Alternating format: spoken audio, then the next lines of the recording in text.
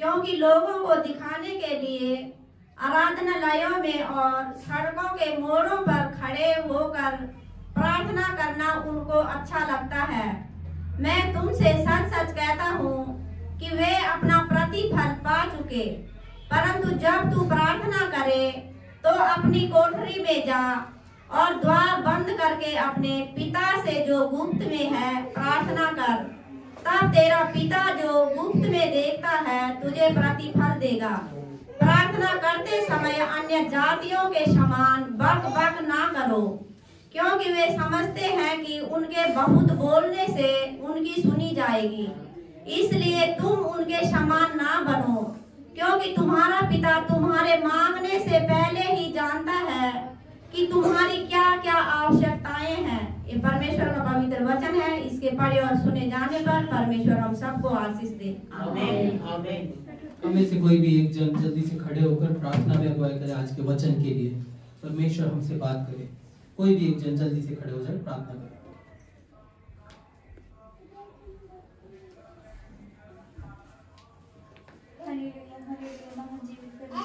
प्रभु जी आपसे प्रार्थना करते आज के वचन के लिए प्रभु जी मदद सहायता करना वो वचन प्रभु हमारे अंदर बसने पाए प्रभु, हम आपके वचनों को समझने पाए प्रभु और वचनों के रास्ते पर चलने पाए। आप आशीष करना, हर एक के मन को बदल देना प्रभु अपने वचनों के द्वारा प्रभु आशीष करना। प्रार्थना प्रभु यीशु के नाम में। हालेलुया। संडे क्लास के बच्चे संडे क्लास के लिए जा सकते हैं। प्यार से जाना, ध्यान से देख के जाना।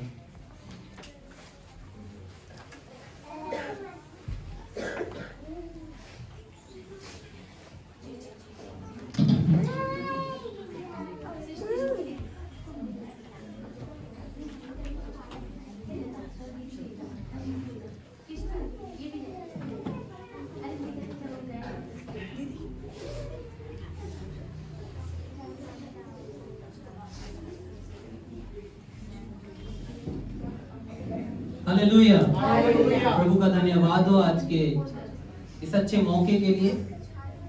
कई लोग मैं देख रहा हूँ कि कलीसिया में आज आ नहीं पाए हैं, किसी न किसी कारणवश वो इस मौका को खो गए, लेकिन आप सब अपना समय निकाल के आए और पहुंच गए, इसलिए प्रभु को धन्यवाद देता हूँ। और इस आराधना में आप लोग जब आप आए हैं तो आप कुछ चाहते हैं, और मैं सचमुच कहता हूँ परमेश्वर का वचन जो है बहुत ही अद्भुत रीति से बात करता है। हमने वचन पढ़ा और वचन में लिखा किस प्रकार से प्रभु ने प्रार्थना करने के बारे में कहा कि जब तू प्रार्थना करे तो एकांत में चले जाना, कपटियों के समान लोगों को दिखाने के लिए खड़े होकर प्रार्थना मत करने लग जाना, है ना।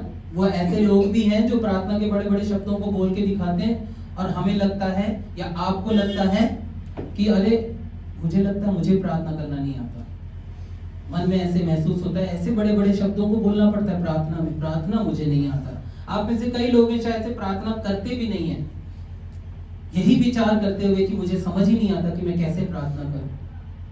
या कई बार आप प्रार्थना करने में चूक जाते हैं, ये सोच के ठीक है प्रभु तो कर रहा है ना, सब बढ़िया चल रहा है, प्रभु ने काम भी दे दिया, नौकरी भी दे दिया, बच्चे भी दे दिया, परिवार भी दे दिया, सब कुछ दे दिया, क्या फायदा प्रार्थना का, ठीक है सब बढ़िया चल रहा है। ऐसा नहीं है।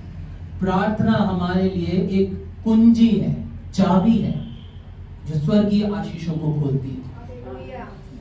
प्रार्थना एक कुंजी है, एक चाबी है जो आपके लिए, हमारे लिए धरती पर स्वर्गीय आशीषों को खोलती है।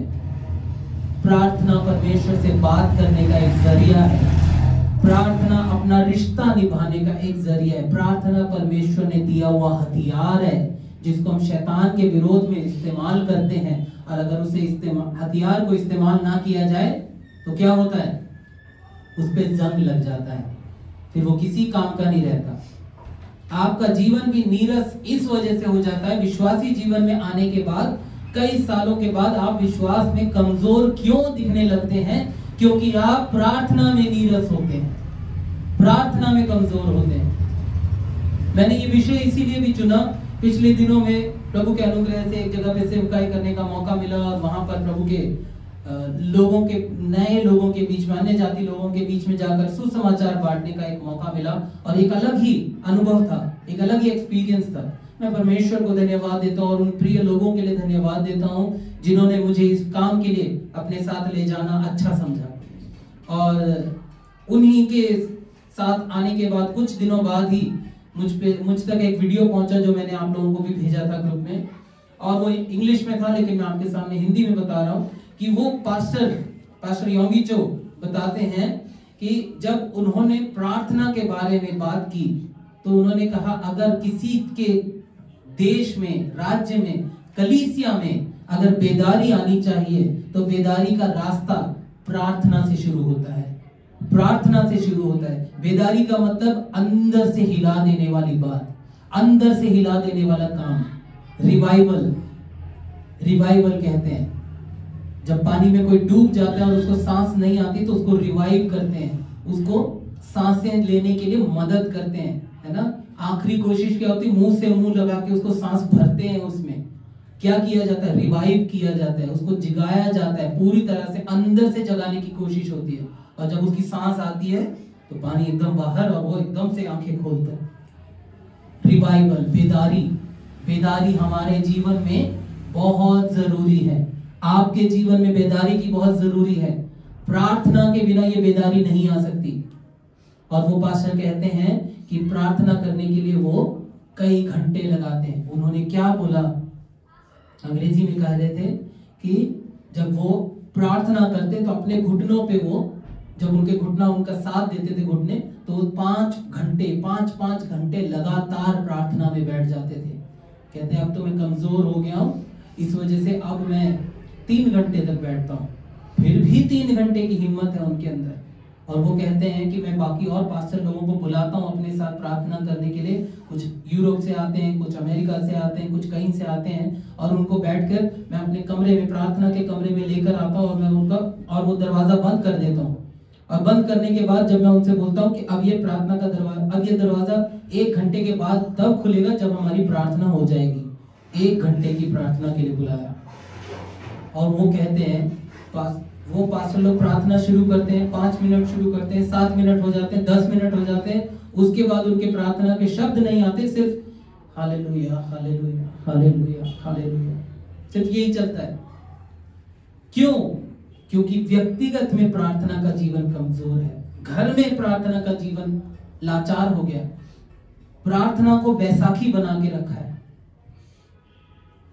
प्रार्थना कमजोर है। प्रार्थना जरूरी है। कितना मुश्किल है हमारे लिए प्रार्थना करना, और कितना जरूरी है प्रार्थना करना। आप अपने आप को देखें। आपके जीवन की, मसीही जीवन की शुरुआत के समय में, जब आपको प्रभु के पास आने का मौका मिलने वाला था, उस समय भी आपके लिए प्रार्थना की गई थी। वहां से प्रार्थना शुरू हुई, वहां से हमारे लिए प्रार्थनाएं शुरू हुई। जब हम आज बाइबल के पाठ को देखते हैं, मत्ती 6 अध्याय 5 से लेकर 8 तक, तब यहाँ पर प्रभु यीशु मसीह प्रार्थना करने के तरीके को बता रहे हैं कि जो लोग चौकों पर, मोड़ों पर या बड़ी बड़ी जगहों पे जाकर के ऊंचे ऊंचे शब्दों से प्रार्थना करते हैं, क्या कह रहे प्रभु, क्या कहते हैं, वो अपना प्रतिफल पा चुके हैं पहले ही। परंतु जब तू प्रार्थना करे तो अपनी कोठरी में जा, द्वार बंद कर, अपने पिता से जो गुप्त में है प्रार्थना कर। गुप्त में प्रार्थना कर, एकांत में प्रार्थना। एकांत की प्रार्थना बहुत जरूरी है। बाइबल को जब हम खोलते हैं तो कई और प्रार्थनाओं को देखते हैं। बहुत सी प्रार्थनाएं हैं। अब्राहम ने प्रार्थना की, और मूसा ने प्रार्थना की, दानियल ने प्रार्थना की, और एस्थर ने प्रार्थना की, एजरा ने अपने देश के लिए प्रार्थना की, नेहमिया ने अपने देश के लिए प्रार्थना की, यिर्मयाह ने प्रार्थना की, हिजकिय्याह राजा ने अपने जीवन के लिए प्रार्थना की, जीवन दान के लिए। नए नियम में देखते हैं तो पौलुस ने प्रार्थना की, पौलुस के साथ साथ उसके छुटकारे के लिए उसकी कलीसिया ने प्रार्थना की, यहाँ तक कि यीशु मसीह ने प्रार्थना की। आप बोलेंगे यीशु मसीह तो परमेश्वर का पुत्र था, उसे प्रार्थना की क्या जरूरत है? उसने प्रार्थना का जीवन जी के दिखाया कि मैं और आप उस जीवन को जिए। वो जीवन जी के दिखाया ताकि मैं और आप प्रार्थना के जीवन को समझें। प्रार्थना बहुत जरूरी है। इस नए साल में आज आप इस चीज को लेकर के जाएं, और इस साल के अंत में आप इसका प्रतिफल जरूर देखेंगे कि प्रार्थना क्या कर सकती है। लगातार आप अगर प्रार्थना में अपना समय बिताते हैं तो प्रार्थना आपके लिए क्या कर सकती है। हम पहली चीज को जो देखेंगे वो है प्रभु यीशु की प्रार्थना। प्रभु यीशु मसीह के जीवन से ही हम देखेंगे कि प्रार्थना ने क्या किया, प्रार्थना ने कैसे काम किया। प्रभु यीशु मसीह के जीवन में प्रार्थना जब उन्होंने की तो उन्होंने एक पहाड़ी पर जाके प्रार्थना किया। मत्ती 14 अध्याय उसका 23वां वचन और लूका 6 अध्याय उसका 12। रॉबिन लूका 6 उसका 12 निकालो। और रानी आप निकालो मत्ती 14 उसका 23। मत्ती 14 उसका 23वां वचन। और जो लोग लिख रहे हैं उसको साफ साफ लिख लेना, क्योंकि आपके बहुत काम आने वाला है जी। मत्ती 14 उसका 23 वचन कोई जल्दी से पढ़ दे। रानी पढ़ दो। वे लोगों को विदा करके प्रार्थना करने को अलग पहाड़ पर चला गया। हालेलुया। यहाँ लिखा है वह लोगों को विदा करके प्रार्थना करने के लिए अलग से कहाँ चले गया? पहाड़ पर चला गया। और झांझ को वे वहाँ अकेला था।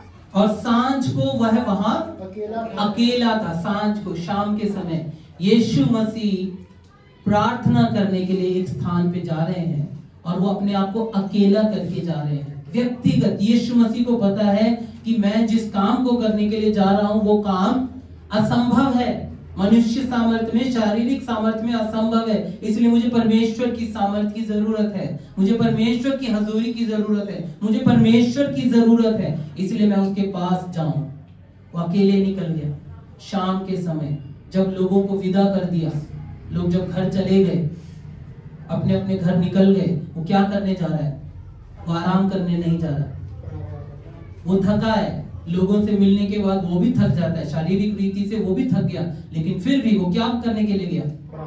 प्रार्थना करने के लिए। वो परमेश्वर के पास जाता है, प्रभु के पास जा रहा है। यीशु मसीह सिखा रहा है कि मुझे और आपको हर दिन ये करने की जरूरत है, हर दिन इस रास्ते पे चलने की जरूरत है कि प्रार्थना करें। और एक देखेंगे लूका 6 उसका 12 वचन।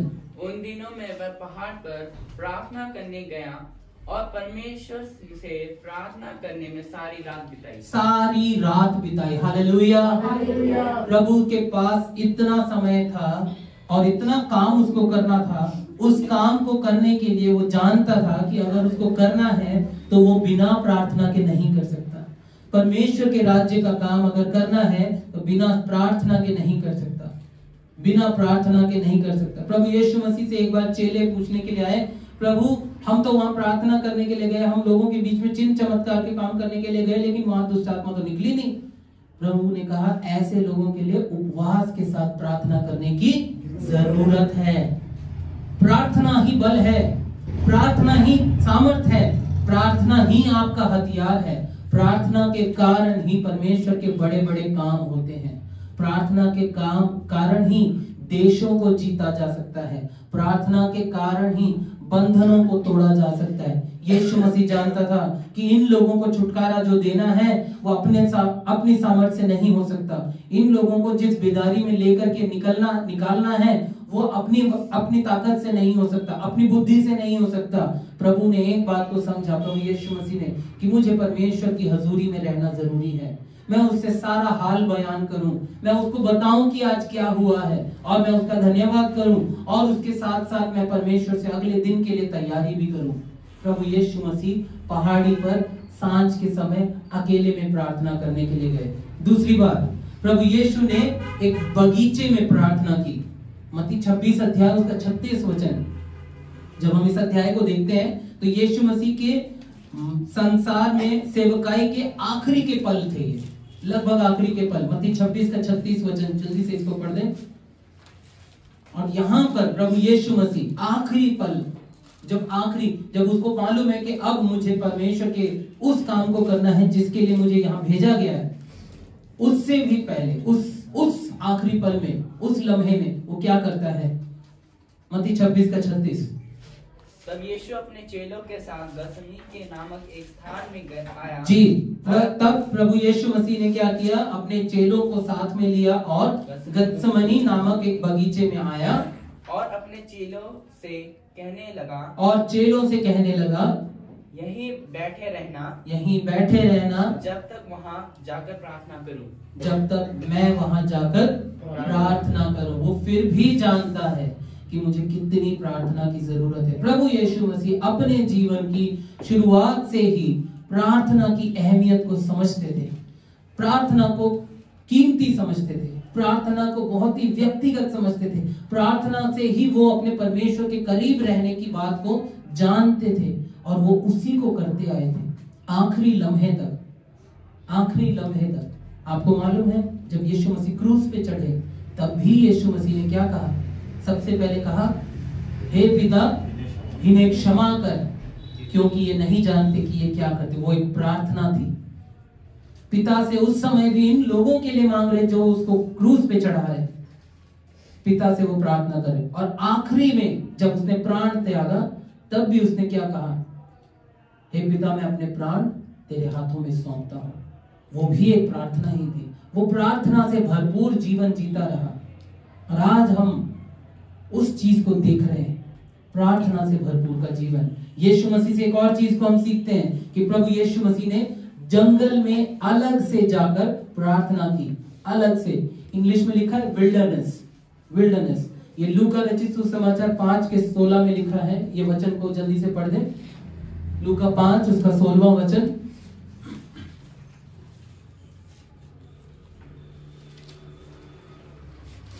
परंतु वह जंगलों में अलग जाकर प्रार्थना किया करता था। परंतु वह जंगलों में अलग जाकर प्रार्थना किया करता था। वो जंगल में जाकर अलग से प्रार्थना करता था। वो जानता था कि कितना ज्यादा जरूरी है प्रार्थना करना।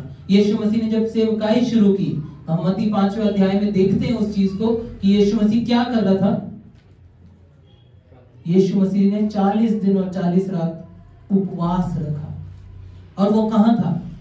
जंगल में था, अकेले था, प्रार्थना करते हुए परमेश्वर के पास अपने आप को तैयार कर रहा था। 40 दिन और 40 रात उपवास के साथ। बहुत ही कठिन चीज है। शायद ही मनुष्यों के लिए ये काम हो सकता है। जो करते होंगे उनके लिए परमेश्वर ने बहुत ही अद्भुत उपहार रखा होगा, उनके लिए बहुत ही बड़ा पुरस्कार रखा होगा। बहुत मुश्किल चीज है, लेकिन प्रभु यीशु मसीह अपने शरीर को इस दुख को दे करके अपनी आत्मा को जगाना चाहते थे, ताकि परमेश्वर का आत्मा उनको प्रबल रखे, उनको ताकतवर रखे, उनको योग्य बना के रखे। और प्रभु यीशु मसीह ना केवल, हम देख रहे हैं, बार बार देख रहे हैं कि यीशु मसीह रात के समय में या सांझ के समय में जाकर प्रार्थना करते थे, लेकिन ना केवल रात के समय। चौथा पॉइंट है, प्रभु यीशु मसीह ने भोर की प्रार्थना की। मरकुस पहला अध्याय उसका 35 वचन, मरकुस पहला अध्याय उसका 35 वचन, कोई ध्यान से देखे और जल्दी से पढ़े इसको। मरकुस पहला अध्याय उसका 35 वचन।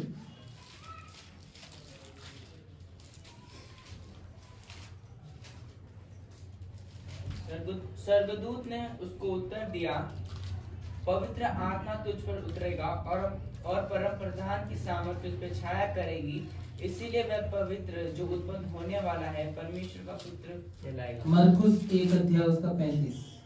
भोर को दिन निकलने से बहुत पहले वह उठकर निकला और एक जंगली स्थान में गया और वहां प्रार्थना करने लगा।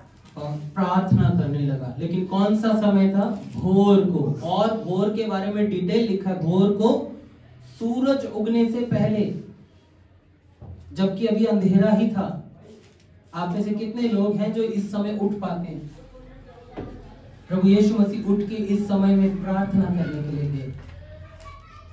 कुछ लोगों को इसी समय में सबसे गहरी नींद आती है, इससे पहले उनका मोबाइल चलता रहता है, उनकी आंखें खुली रहती है।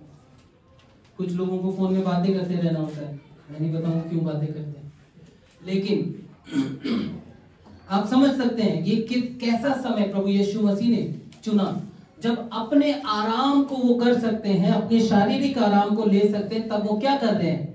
परमेश्वर में अपना आराम ढूंढ रहे हैं, परमेश्वर में अपनी सामर्थ्य को ढूंढ रहे हैं, परमेश्वर में अपने कामों को ढूंढ रहे हैं। प्रभु यीशु मसीह अपनी ऐसी चाल चल रहे हैं जिसके कारण प्रभु यीशु मसीह जिस काम के लिए बुलाए गए हैं धरती पर, जिस काम के लिए भेजे गए हैं धरती पर, उस काम को कर सके। प्रभु यीशु मसीह एक सामर्थ्य के काम को करने के लिए आए थे, मनुष्यों की सामर्थ्य के काम नहीं, परमेश्वर के राज्य के काम को। अब आप सोचिए आपका प्रार्थना का जीवन कैसा है? आपका व्यक्तिगत प्रार्थना का जीवन कैसा चल रहा है?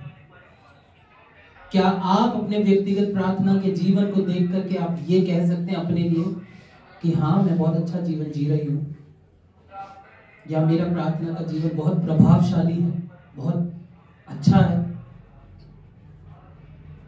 आपको अपने आप को देखना है। यीशु मसीह से बेहतर कोई और उदाहरण मुझे मिला नहीं जिसके बारे में मैं आपको बोल सकूं, जिसने खुद इस जीवन को दिया और जी कर दिखाया कि कैसे हम प्रार्थना का जीवन जी सकते हैं, कैसे हम परमेश्वर के करीब रह सकते हैं, कैसे हम उस खुदा के पीछे चल सकते हैं जिसने मुझे और आपको बनाया है, जिसने मुझे और आपको बुलाया है, जिसने मुझे और आपको चुना है, जिसने हमसे तब प्रेम किया जब हमने उससे प्रेम नहीं किया।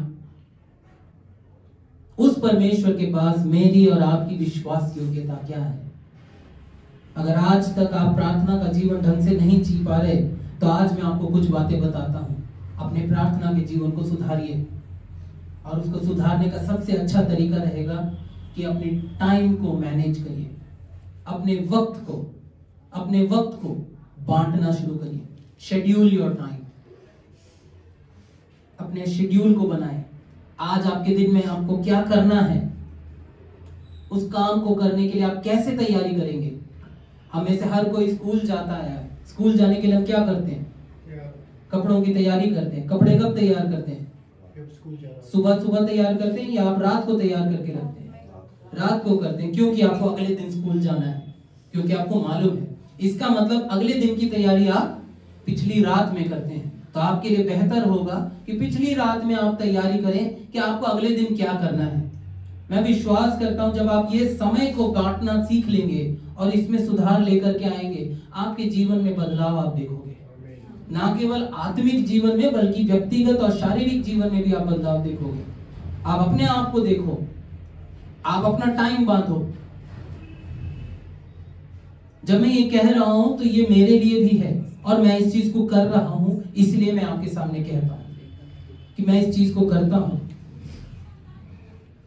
आप परमेश्वर के सामने अपने वक्त को बांधो, अपने समय को बांधो, और ना केवल सिर्फ परमेश्वर के साथ का समय। आपका समय आपका अकेले का नहीं है। आप अगर परिवार में जी रहे हैं तो आपके परिवार का भी समय है।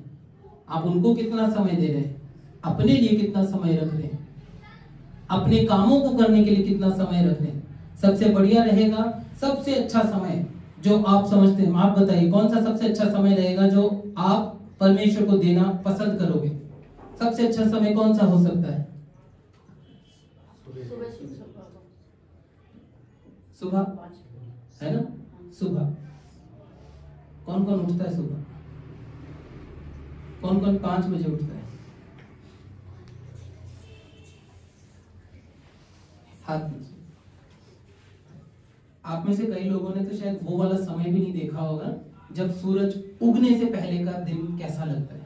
आप में से कई लोगों को तो ये भी नहीं पता होगा, क्योंकि आपको सुबह उठने की आदत ही नहीं है। आप अगर एक बार सुबह उठने की आदत डालो और देखो परमेश्वर की सृष्टि उस समय।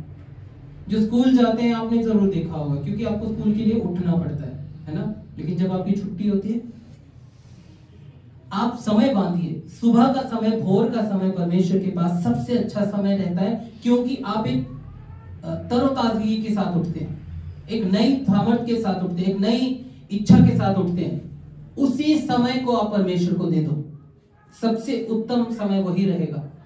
मैं नहीं कहता कि रात का समय अच्छा नहीं, रात को भी आप दे सकते हो। परमेश्वर के लिए हर समय अच्छा है। बल्कि मैं तो परमेश्वर के पास जब भी मुझे मौका मिलता है, मैं तब परमेश्वर से बात करता हूँ।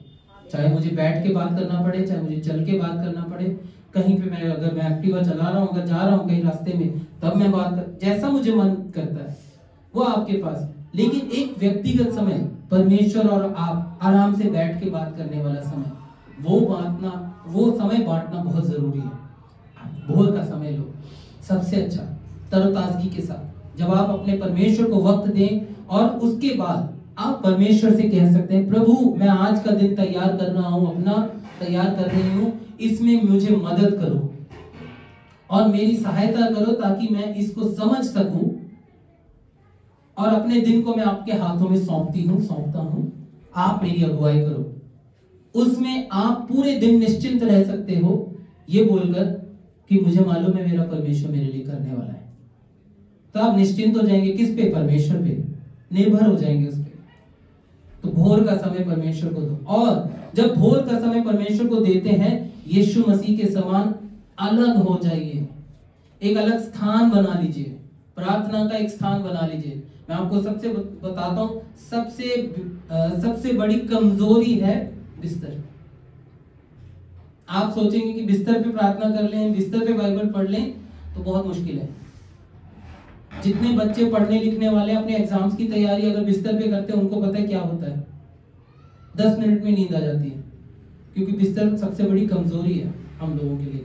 इसी तरह से अगर आप एक स्थान को चुन लेंगे, तो आप उस स्थान पे जाइए, वहां बैठिए और शांत बैठिए। इससे पहले कि आप कुछ बताएं, आप शांत बैठिए। अच्छा रहेगा कभी कभी आप किसी बगीचे में चले जाएं, जैसे यीशु मसीह गत्सेमनी के बगीचे में चले गए, आप वहां पे सृष्टि को देखिए, आनंद करिए परमेश्वर का, उसकी महिमा करिए। प्रभु कितने अच्छे पेड़ हैं, पंछियों की आवाज को सुनिए, सृष्टि को देखिए, उस परमेश्वर की महिमा करिए। लोग उस सृष्टि की आराधना करते हैं, हम उस सृष्टि को बनाने वाले की आराधना करते हैं। हम उस सृष्टि को देख के खुदावन का शुक्र करें, प्रभु की तारीफ करें और थोड़ी देर शांत बैठें। और अपनी एक डायरी जरूर बनाएं। लिखने वाले लोग खास तौर पे एक डायरी जरूर बनाएं। आप जब वो डायरी लेकर बैठेंगे, पेन लेकर बैठेंगे और फिर परमेश्वर के पास थोड़ी देर शांत बैठें, आपसे परमेश्वर जरूर बात करेगा, जरूर आपको परमेश्वर की आवाज सुनाई देगी। कभी कभी आप अकेले कहीं और दूर चले जाओ, थोड़ा अलग हो जाओ, यीशु मसीह